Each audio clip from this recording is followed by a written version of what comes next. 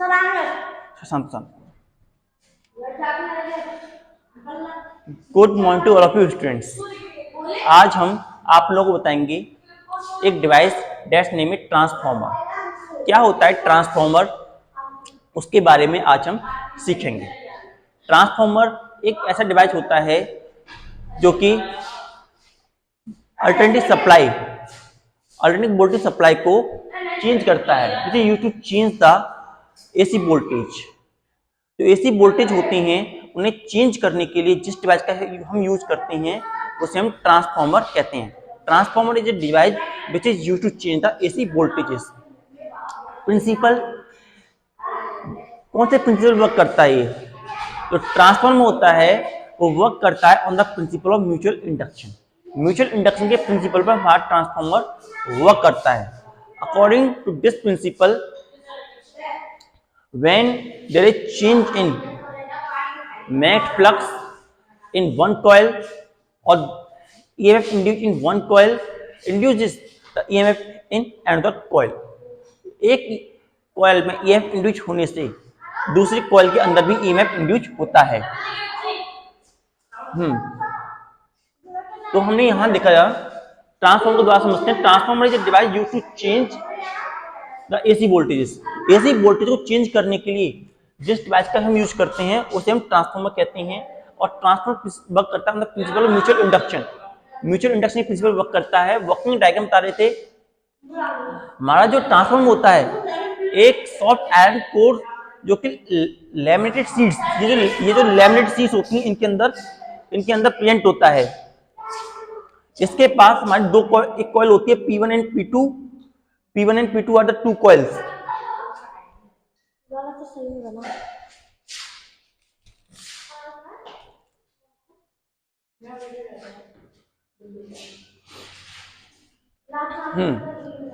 P1 and P1 P2 and S1 S2 हमारे पास दो coil होती हैं।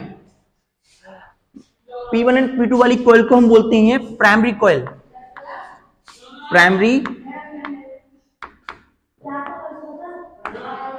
प्राइमरी कॉइल कहते हैं इसे हम कहते हैं secondary coil. Secondary, that coil is called secondary coil. Primary coil के साथ हमारी अल्टरनेटिव सप्लाई ऑफ वोल्टेजेस लगी होती है और वहीं सेकेंडरी कॉइल जो होती है उसके पास एक की होती है, जैसे इस तरीके से की होती है ये, और इस तरीके से जब तक ये दोनों कनेक्ट नहीं होंगे तब तक इसमें करंट इंड्यूस नहीं होगा। और साथ ही साथ में एक रेजिस्टेंस होता है, दैट्स अ की।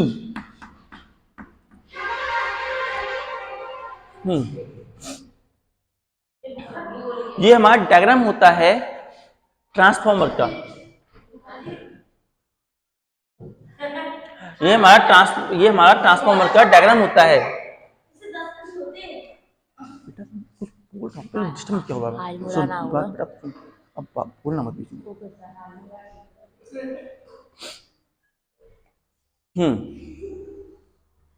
अब यह समझते हैं वर्किंग, ट्रांसफॉर्मर कैसे वर्क करता है।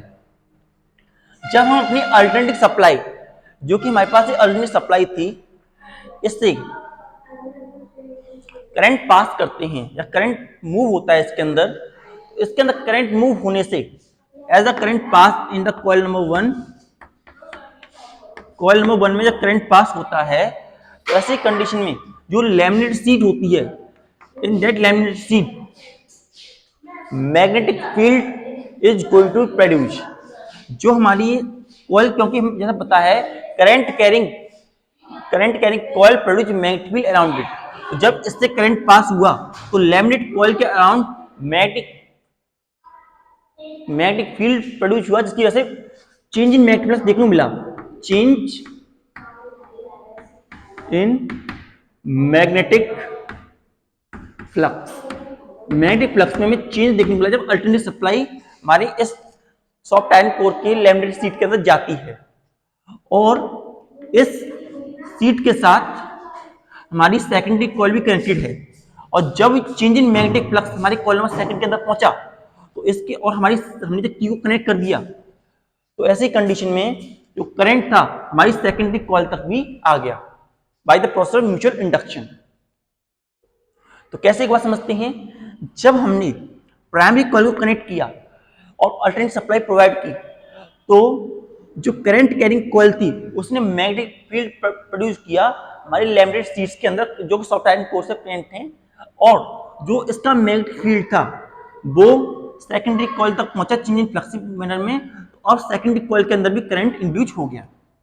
तो इस तरीके से हमारा ट्रांसफार्मर वर्क करता है।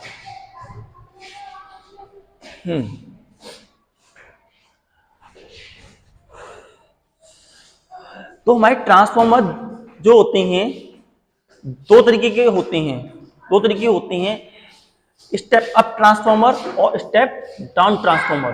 Transformer are of two type, transformer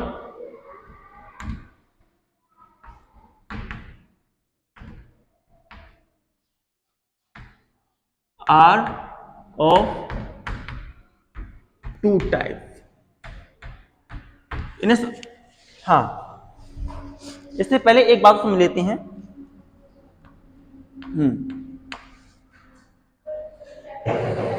according to Faraday law, जो फैराडे लॉ के अकॉर्डिंग जो मैग्नेटिक फ्लक्स होता है ईएमएफ पर टन, हर टन पर जो ईएमएफ रहता है in N coil remain the same. According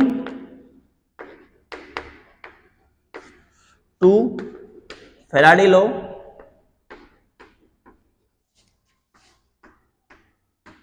of electromagnetic induction,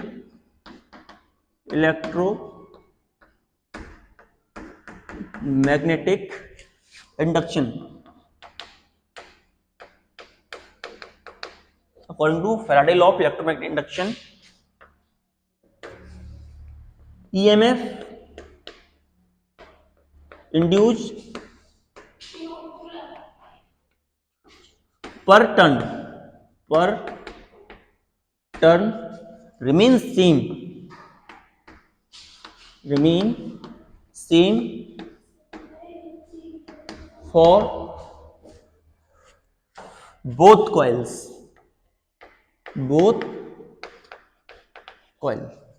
दोनों कॉइल के लिए सेम रहेगा।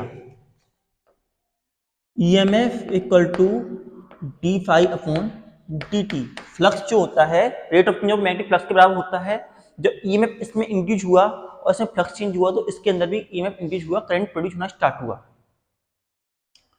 तो पर टन का मीन क्या है, प्राइमरी कॉइल का EMF EP/NP is equal to ES/NS।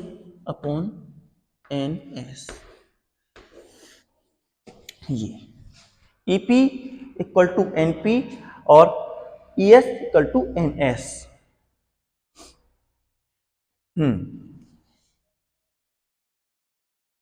And यहां से हम ES निकालना चाहें तो हमें मिलता है NS/NP एंड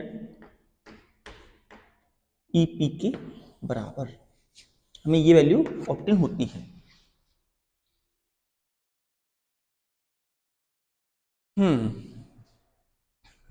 यहां पर हम NS/NP को K कहते हैं, जिससे हम ट्रांसफॉर्मर रेशियो कहते हैं, ट्रांसफॉर्मेशन रेशियो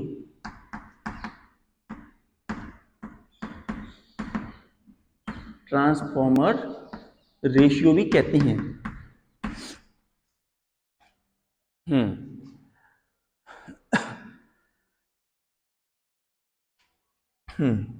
नाउ तो हमारे पास ES जो होता है K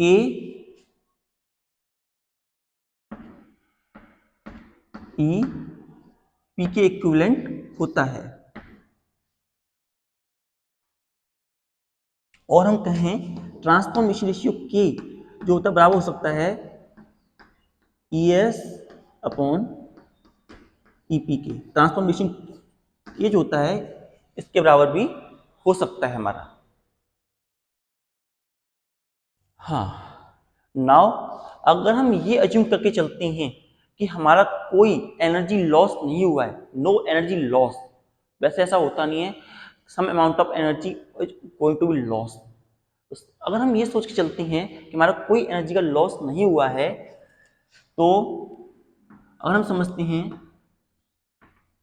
EP IP जो एनर्जी थी या पावर थी, no power loss, if no power loss, कोई पावर का लॉस नहीं हुआ है, नो पावर लॉस, तो प्राइमरी कॉइल की पावर जो होगी वो ES और IS के बराबर होगी, ES IS के बराबर होगी। नाउ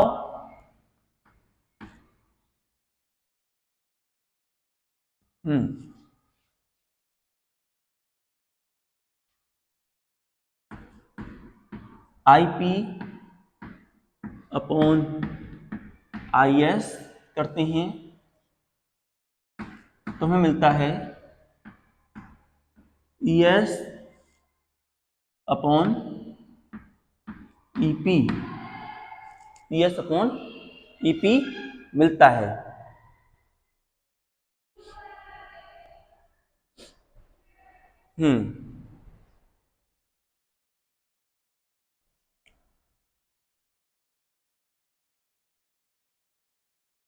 सो जो हमारा IP होगा वो बराबर हो जाएगा ES EP के बराबर, ES EP एंड IS के इक्विवेलेंट हो जाएगा, ES EP IP के बराबर हो जाएगा। और वहीं अगर हमें IS निकालना हो, IS सेकेंडरी कॉइल में जो करंट जाएगा वो निकालना हो, तो EP ES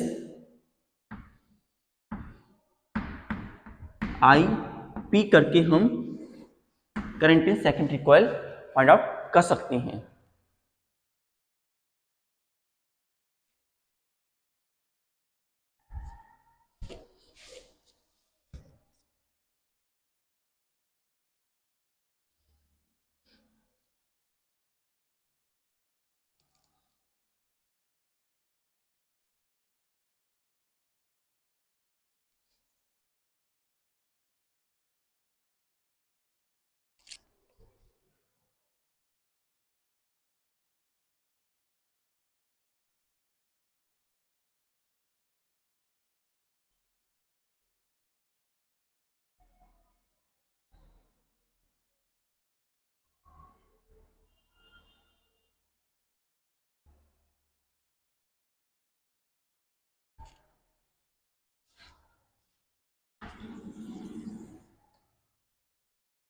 note it down.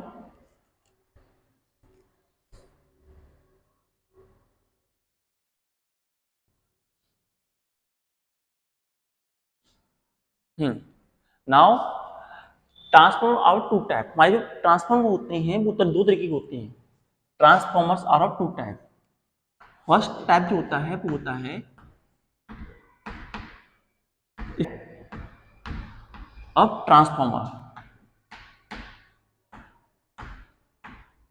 Step up transformer, step up transformer.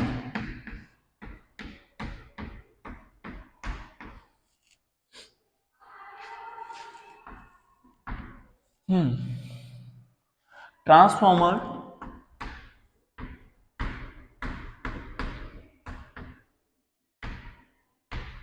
which is used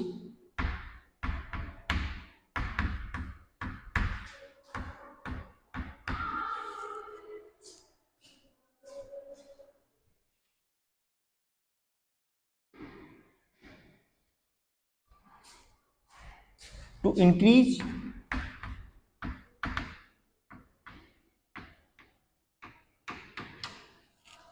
transformer which is used to increase the voltages, increase the voltages. ऐसा ट्रांसफॉर्मर जो कि वोल्टेज इंक्रीज करने के लिए यूज किया जाता है, ऐसे ट्रांसफॉर्मर को हम बोलते हैं step up transformer.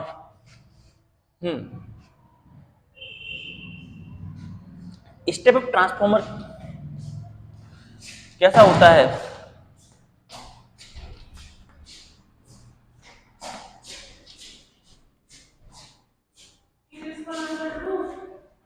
In case of step up transformer,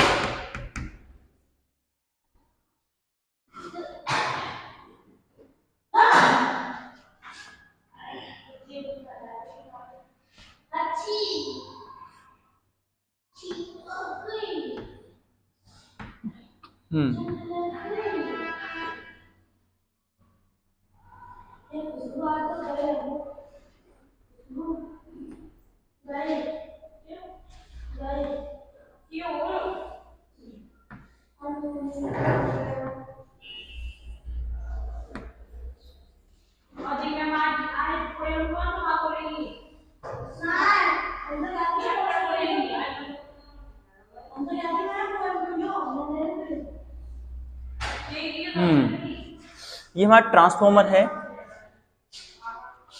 तो स्टेप अप ट्रांसफॉर्मर में जो एन एस होता है, number of turn primary coil comparison में ज्यादा होती हैं। मीन टू से जो यहां टर्न है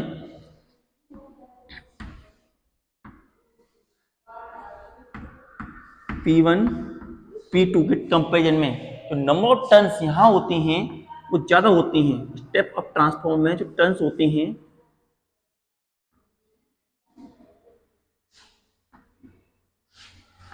वो ज्यादा होते हैं। इन केस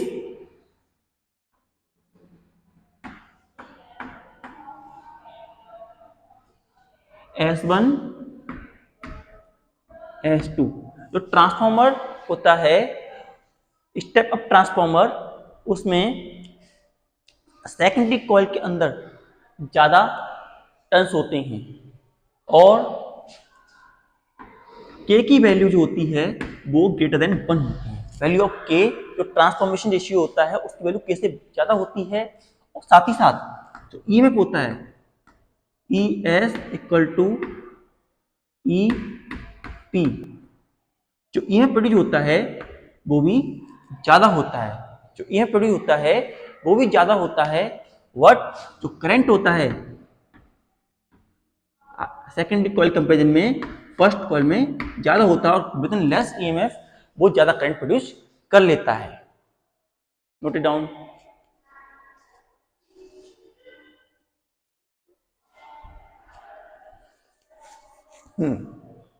तो क्या क्या इंपॉर्टेंट कंडीशन होती हैं secondary coil step up transformer की? कि secondary coil number of turn जो होते हैं वो ज्यादा होते हैं as compare to primary coil.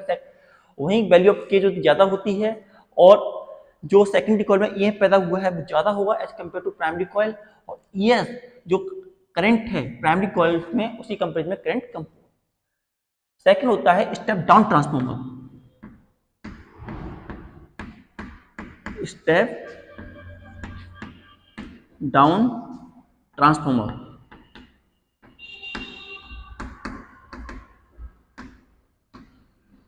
Step down transformer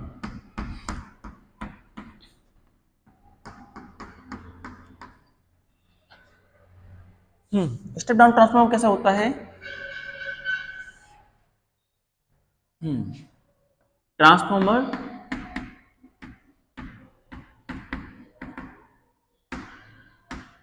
which is used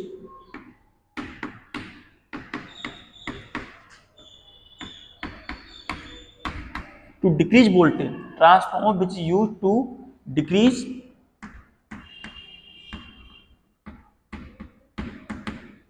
the voltages, transformer which is used to decrease the voltage is said to be step down transformer। ऐसे transformer को हम स्टेप डाउन ट्रांसफॉर्मर कहते हैं।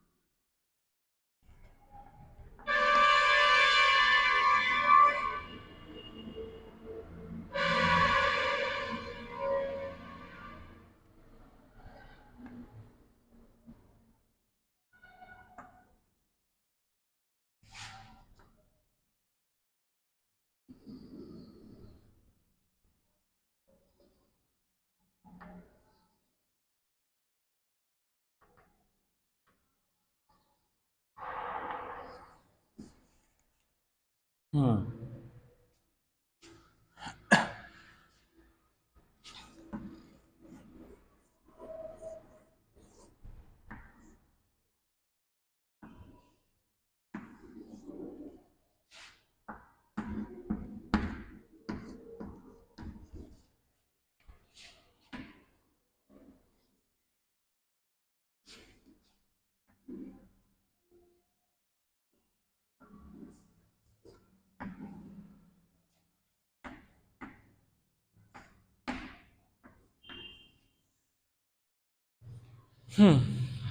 जो step down transformer होता है, step down transformer जो होता है वो यूज किया जाता है तो डिक्रीज ऑफ वोल्टेज, जब वोल्टेज को डिक्रीज करने में स्टेप डाउन ट्रांसफार्मर का यूज होता है। और स्टेप डाउन ट्रांसफार्मर में हम देख सकते हैं नंबर ऑफ टर्न जो होते हैं वो सेकेंडरी कॉइल में कम होते हैं और प्राइमरी कॉइल में ज्यादा होते हैं। सेकेंडरी कॉइल कंपेरिजन में प्राइमरी कॉइल में जो नंबर ऑफ टर्न होते हैं वो ज्यादा होते हैं। वैल्यू ऑफ के जो होती है, ट्रांसफॉर्मेशन केशियो की वैल्यू 1 से कम होती है। और जो ईएमएफ होता है वो सेकेंडरी कॉइल का कम होता है और प्राइमरी कॉइल का ज्यादा होता है। First, second, third and fourth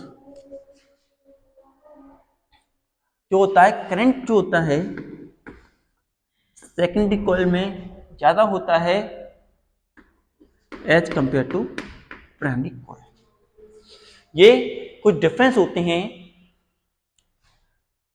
step up transformer और स्टेप डाउन ट्रांसफार्मर के अंदर। स्टेप अप ट्रांसफार्मर जो होता है वो यूज किया जाता है इंक्रीजिंग द वोल्टेज सप्लाई, और वहीं स्टेप डाउन ट्रांसफार्मर जो होता है वो वोल्टेज को कम करने के काम में आता है।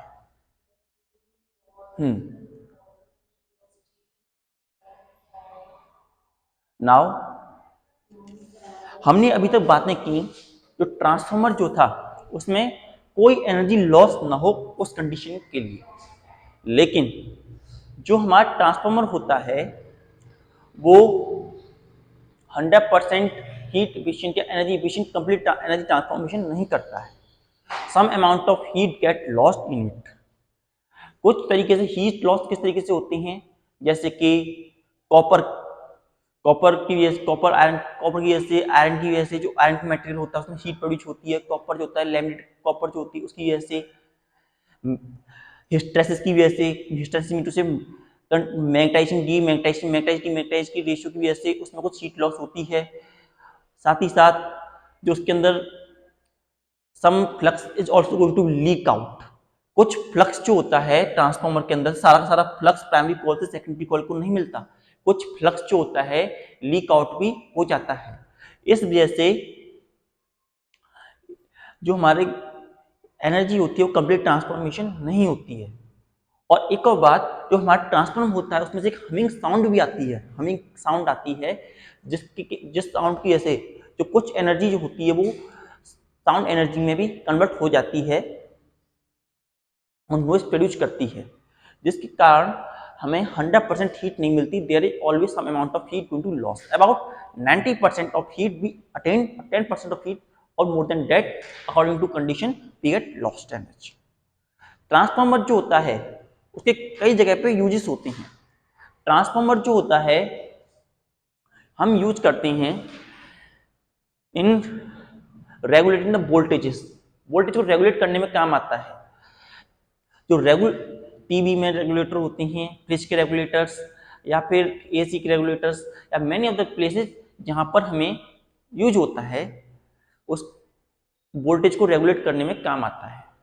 इस तरीके से सिग्नल्स को ट्रांसमिट करने के लिए स्टेप अप ट्रांसफार्मर और गेन करने के लिए स्टेप डाउन ट्रांसफार्मर का यूज हम करते हैं। साथ ही साथ वेल्डिंग पर्पस के लिए भी हम ट्रांसफार्मर का यूज करते हैं। ट्रांसफार्मर का यूज किया जाता है for supplying the electricity to one place to another. जैसे हमारे घर के अराउंड में हमने ट्रांसफार्मर लगे हुए देखे हैं, स्पेशली विलेज एरिया में भी होते हैं और सिटी अर्बन एरिया में भी हमने देखा है कि ट्रांसफार्मर रखा होता है, उससे कई सारी सप्लाई कनेक्टेड होती है जिससे हमारी इलेक्ट्रिसिटी पास होती है अकॉर्डिंग टू डिमांड। वो अल्टरनेटिव सप्लाई को ट्रांसफर करता है। तो ये सारी बातें थी हमारी ट्रांसफार्मर के बारे में। Note it down.